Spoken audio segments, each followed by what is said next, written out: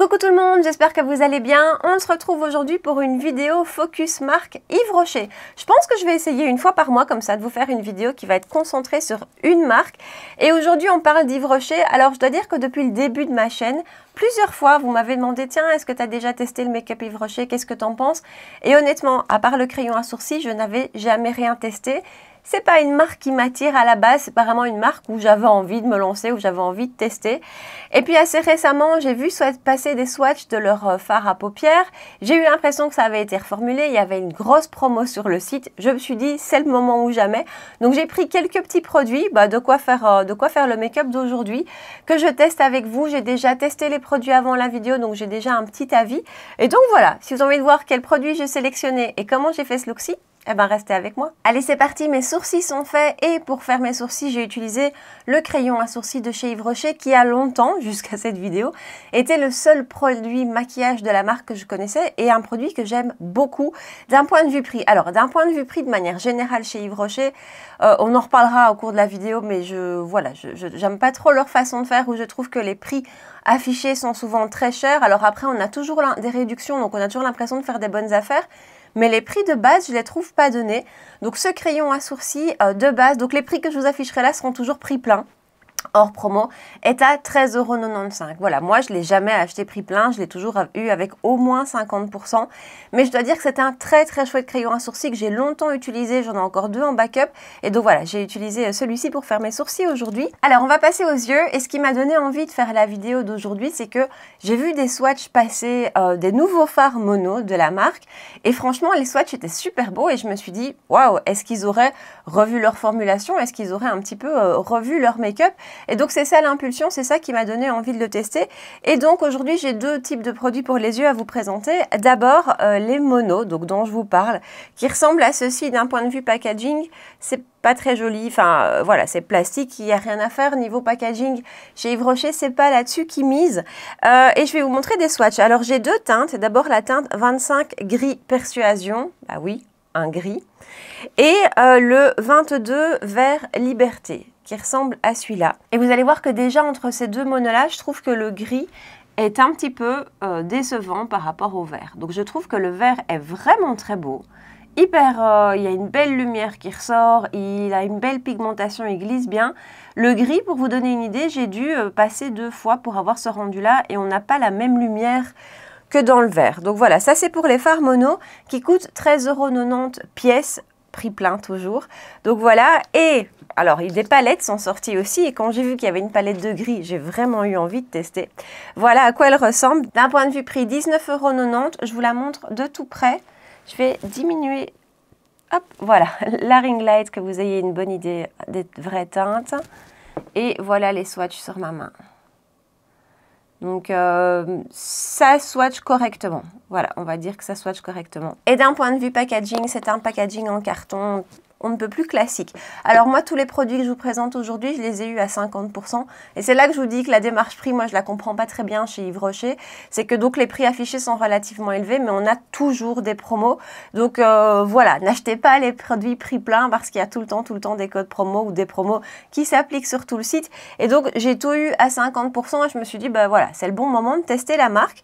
Donc on va commencer avec le make-up des yeux. Je vous rapproche et on attaque ça. Alors dans ma palette, j'ai pas réellement de quoi faire un fard de transition. Donc je vais prendre ma palette Indash, la première, la Beautopsy, j'ai pas encore la deuxième, qui se présente comme ceci. Et je vais venir chercher cette nuance ici qui est un petit peu nuance de gris pour me faire un creux de paupière. Et j'ai vraiment été chercher la teinte au milieu, là où le gris rencontre le marronné pour ne pas faire quelque chose non plus de trop gris. Et j'ai oublié de vous dire, j'ai utilisé mon pinceau E35 de chez Sigma. Donc je prends ma petite palette et je vais prendre cette teinte-ci, ici, le gris clair, avec le doigt. C'est quand même, voilà, ça ressort joliment hein, au swatch. C'est pas très doux sous le doigt, mais je trouve que ça rend pas mal. Et je vais l'appliquer sur la partie interne de ma paupière mobile. Et voilà pour le rendu de ce fard que je trouve joli. qui manque de crémeux, je trouve. Voilà, il n'est pas trop sec, mais quand même au niveau du rendu, on voit qu'il manque un petit peu de crémeux. Après, il s'applique bien et il est relativement bien pigmenté, donc il n'y a pas de souci de ce côté-là, mais c'est vrai que moi, j'aime bien les fards un petit peu plus crémeux. Je vais prendre cette teinte-ci, ici, le gris plus foncé, qui est un lumineux aussi, et je vais l'appliquer avec mon E27 de Juste Sigma, et je vais l'appliquer en coin externe. Et je vais le remonter légèrement dans le creux. Et franchement, c'est joliment pigmenté. Ça se travaille bien, c'est pas du tout... Ça s'estompe bien, c'est ça que je voulais dire. Et voilà pour le make-up des yeux. Je vais faire un ras de cils avec le noir de la palette, mais ça, je le fais hors caméra. Et puis, on rajoutera une petite touche quand le teint sera fait. Mais voilà, avec ces 4 fards, j'arrive à ce look-ci, que je trouve pas mal, avec des fards qui se travaillent bien, qui manquent, je trouve, un peu de crémeux, un peu de côté crémeux, et peut-être un petit peu d'intensité pour le plus clair en tout cas. Après, la tenue est bonne, donc j'ai déjà fait 2 make-up avec cette palette-ci, à chaque fois honnêtement, le même maquillage que ça, et la tenue était bonne. Donc voilà, je vous éloigne et on continue avec le teint. Alors, j'ai pas pris de base de teint, donc je vais utiliser celle de chez Rare Beauty, la floutante, que j'aime beaucoup, hein. J'arrive au bout, bon, c'est le format voyage, mais voilà, je l'aime beaucoup, elle fonctionne avec tous mes fonds de teint et elle me permet vraiment de comparer les fonds de teint entre eux. Et on va passer au fond de teint. Alors là, il y a un fond de teint qui m'a attiré, qui m'a donné envie de le tester, c'est le Super Matte. Ben oui, vous savez bien que moi, les fonds de teint au fini mat, c'est vraiment toujours ce que je recherche. Alors je vous montre d'un point de vue packaging, c'est un fond de teint en tube, voilà, tout à fait classique. On a 30 ml de produit à l'intérieur pour 19,90 €. Je pense que c'est un des fonds de teint les moins chers sur le site. Alors, je vais l'appliquer directement. Donc, on nous dit que c'est un fond de teint matifiant réducteur de pores. On va voir ça ensemble. Alors, niveau texture, c'est assez consistant. Ça se tient bien. Donc, je vous montre ça. Voilà. Et alors niveau teinte, ça je sais plus ce que j'ai choisi parce que j'ai eu un peu de mal. J'ai pris le rosé 0,75 et je vais l'appliquer avec mon éponge de chez ELF. Donc j'en ai mis un petit peu dans ma coupelle et je vais le répartir. Alors d'un point de vue teinte, ça va. Je trouve que je ne me suis pas trop plantée. C'est bien. Parce que c'était pas évident de choisir en ligne, mais ça c'est jamais évident de choisir en ligne. Et c'est la 3e fois que j'applique ce fond de teint maintenant. Donc voilà, je l'ai déjà... porté 2 fois et je dois dire qu'il s'est comporté de la même manière les 2 jours et je l'aime vraiment bien. Je le trouve vraiment très chouette ce fond de teint. Il a une belle couvrance, je ne m'attendais pas à ce rendu là. Il a un vrai rendu mat, donc c'est vraiment pas un fond de teint que je recommanderais aux peaux sèches. Par contre, je vous dis, il a vraiment un vrai fini mat, pas plombant, hein, pas sec, mais un vrai joli fini mat. Avec, je trouve, une jolie couvrance. Il s'étire très très facilement aussi, donc il fait pas d'effet de matière, il vient pas accrocher les éventuelles petites zones de sécheresse. Il tient bien. Alors, je ne l'ai pas testé avec le masque, donc je ne sais pas vous dire s'il transfère. Je dois dire que c'est assez rare, hein, les fonds de teint qui ne transfèrent pas du tout. Mais je trouve que dans l'ensemble, il tient bien. Il se décroche un petit peu, bien sûr, toujours au niveau des ailes du nez. Moi, c'est toujours la zone. Mais il le fait joliment. Et d'un point de vue brillance, c'est pas mal. C'est pas... c'est vraiment pas une cata, je brille bien sûr, mais de toute façon, ça je vous le dis à chaque fois, il n'y a aucun fond de teint qui m'empêche de briller en milieu de journée ou plus tard. Donc voilà, ça c'est normal. Mais je trouve qu'il reste joli. Vraiment, ça c'est un de mes produits favoris dans ceux que je teste aujourd'hui. Et voilà son rendu. Et en effet, sur les pores, il a un très très joli rendu flouté. La base que j'ai appliquée en dessous aide aussi, hein, puisque c'est vraiment une base qui va venir réduire les pores. Mais il a un très joli rendu. Je trouve que ça c'est vraiment un très joli produit. Alors, on va passer à l'anti-cerne. Et j'ai pris celui-ci, mais je vois pas de nom. Il est juste mis anti-cerne. Bon. Voilà à quoi il ressemble. De toute façon, vous aurez les noms en bas dans la barre d'infos avec les liens qui vous ramènent à chaque fois vers le site. 7 ml de produit pour là aussi 19,90 €. Je trouve ça un petit peu cher. Honnêtement, je trouve ça un petit peu cher, mais bon, voilà, encore une fois, on peut toujours l'avoir à prix réduit. Et je vais l'appliquer directement. Alors, j'ai pris la teinte Rosé 100. Donc j'ai pris une teinte un peu plus foncée que le fond de teint, j'ai pas fait exprès. Je sais pas comment je m'y suis prise. Et je vais juste vous lire ce qu'il est écrit dessus. Anti-cerne haute couvrance lumière. Alors je vais l'appliquer de ce côté-ci d'abord, juste pour qu'on voit. Et comme ça vous verrez au niveau de la couvrance. Alors cet anti-cerne, ben là aussi ça fait plusieurs jours. J'ai testé d'ailleurs un petit peu plus que le reste. Et je dois dire que C'est un petit peu l'effet qui se coule, cet anti-cerne. À l'application, je le trouve super beau. Vraiment, j'aime beaucoup son rendu. Il fait vraiment contour de l'œil en bonne santé. Il est légèrement lumineux. Il a une couvrance que je ne dirais pas haute, hein, que je dirais moyenne, peut-être moyenne plus, non, même pas, moyenne, mais pas haute. Même, peu importe, je trouve que son rendu est très beau. Il s'étire facilement. Il fait pas d'effet de matière. Il est très joli sur la peau. Mais alors, à chaque fois que je l'ai porté, il évolue, mais vraiment pas joliment. C'est vraiment un anti-cerne qui, je trouve, évolue pas bien. Alors, je m'arrête 2 secondes pour vous montrer la couvrance. Vous voyez, on n'est pas sur une couvrance extrême ni haute. Pour moi, on est sur une couvrance moyenne. Après, il est complètement venu se fondre à la peau. On ne le voit pas. Encore une fois, il n'y a pas d'effet de matière. Il s'applique super facilement. Je vais l'appliquer de l'autre côté et je pense que je viendrai d'ailleurs en remettre un petit peu parce que ça manque de couvrance. Et donc, comme je vous disais, c'est un anti-cerne qui malheureusement, sur moi en tout cas, les 3-4 fois où je l'ai testé, il évolue pas bien dans le sens où il disparaît complètement. Donc, en fin de journée, il y a des endroits comme bien sûr le creux interne de l'œil. Là, c'est toujours là que les anti-cernes ont tendance à disparaître. Donc, il disparaît. Il fait un petit peu des amas de matière à d'autres endroits. Et il file un petit peu dans les plis. Donc voilà, c'est malheureux parce que vraiment, à l'application, je le trouve super joli, super facile, fondu. Mais alors, je devrais peut-être le poudrer, hein, vous allez me dire. Vous savez que moi, je ne poudre pas mes anti-cernes. Je trouve que ça me donne 10 ans dans les dents à chaque fois. Mais ce serait peut-être la solution. Mais voilà, malheureusement, lui, je vous dis, c'est l'effet qui se coule. Si vous l'avez testé, je serais super curieuse d'avoir votre avis, d'avoir votre retour. Parce que vraiment, la première fois où je l'ai testé, je me suis dit, waouh, ça va être mon produit favori. Et bien, malheureusement pas. Et donc, voilà son rendu. Je ne sais pas si vous vous rendez compte, il y a vraiment une lumière qui se dégage de mon dessous de l'œil. Il a un effet lissé. Il est juste super beau à l'application. Je le trouve magnifique. Je suis vraiment déçue qu'il évolue pas mieux que ça parce que... Comme il est là, appliqué, je le trouve superbe. Alors, je vais rapidement terminer mon make-up des yeux. Je reprends ma palette et je vais prendre directement le gris foncé avec JH39 de chez Morphe et Jaclyn Hill. Et je vais l'appliquer sur le coin externe. Ensuite, JH43, toujours Morphe Jaclyn Hill. Et je prends le petit gris qu'on a appliqué sur la partie interne de la paupière mobile. Et enfin, petit plat 238 de chez Zoeva et je prends le petit fard blanc qui est juste là. Et je vais l'appliquer juste ici, en petite touche de lumière en coin interne. Cette teinte-là, pour ça, est vraiment top. Et elle ressort bien en plus. Et voilà pour les yeux, j'applique mon mascara hors caméra et on passe aux poudres. Et voilà, alors en mascara, j'ai appliqué celui de chez Gucci. J'en ai pas pris chez Yves Rocher. Pourtant, j'étais bien tentée par le dernier sorti, mais les commentaires n'étaient pas super bons. Donc voilà, j'ai pas pris. Et j'ai poudré mon teint avec ma poudre de chez Catrice. On va pouvoir passer au bronzer. Et donc le bronzer se présente comme ceci. C'est la poudre de soleil que j'ai pris en teinte 01 Hale léger. Je vous montre ça tout près.